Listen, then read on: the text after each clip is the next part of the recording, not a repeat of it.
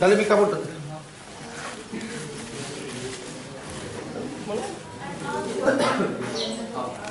না না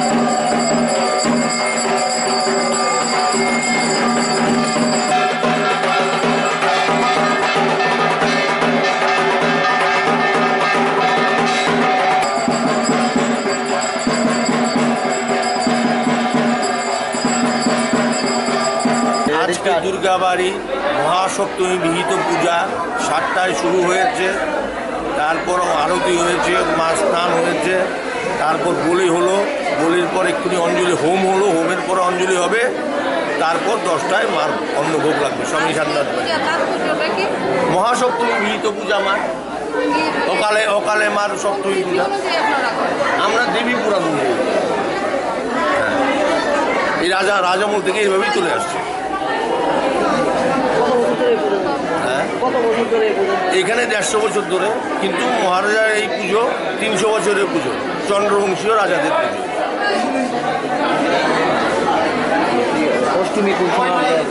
অষ্টমী লেগে যাবে 10টা 32-এর পর অষ্টমী লেগে যাবে, কালকে অষ্টমী হবে। সকাল 7টায় পুজো আরম্ভ হবে, 9টায় বলি হবে, 9:30 থেকে 10:30 অবধি বাইরে অঞ্জলি হবে।